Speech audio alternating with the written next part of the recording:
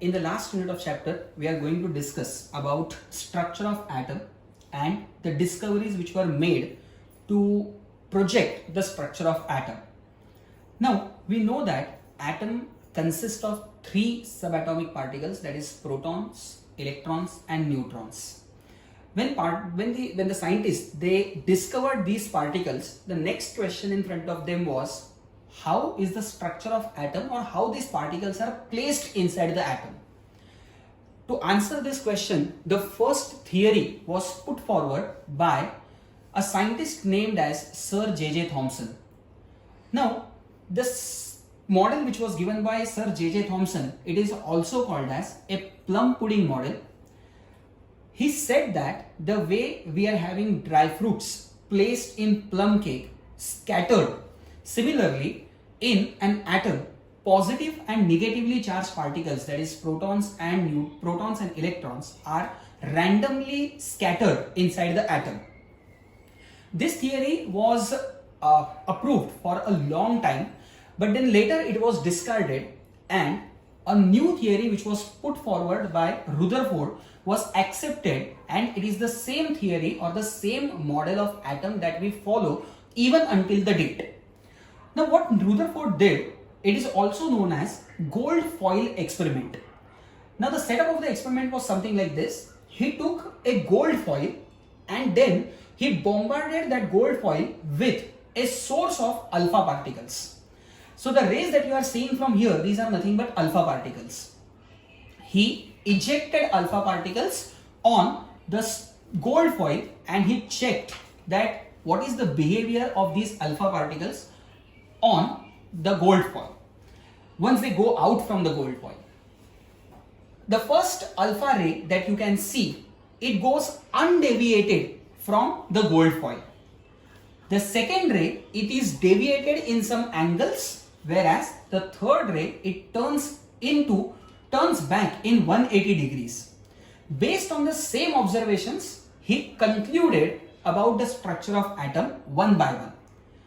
Talking about the first ray or first type of rays, wherein he said that most of the alpha particles, they go undeviated from the gold foil. He concluded that as most alpha particles go undeviated, most part of the atom is an empty space. While drawing the structure of atom also, we understand that we draw nucleus at the center and around the nucleus we have orbits. So the part between the orbits is always empty. So we say that as most of the alpha particles, they go undeviated, most part of an atom is empty space. The second observation he had was some alpha particles, they deviated in some angle. He assumed that as these alpha particles are deviated in some angles, it means that they are striking over some particles and they are turning from there. Later on, these particles were named as electrons, and he said that electrons, they revolve around the nucleus in circular orbits. About the third observation he had, very few alpha particles, they deviate in 180 degrees. 180 degrees as in they turn back. Here I have not shown it in 180 degrees, but then you can understand that they are coming back to the source.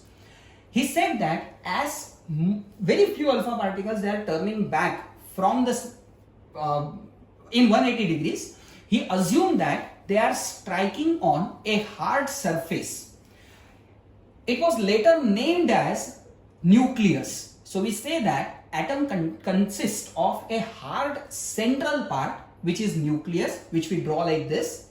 So about these rays, it is assumed that these rays, they stroke on the central part of the atom and from there they turn back in 180 degrees.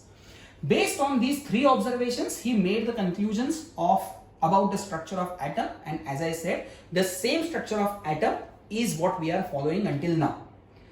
From this, we also get questions in the paper wherein they will ask you to draw the structures, they can ask you to draw the paths of the alpha rays. So you have to show the path like this, that most of the rays going undeviated, some will be deviating and very few of them will be turning back in 180 degrees. Now that sums up about the chapter.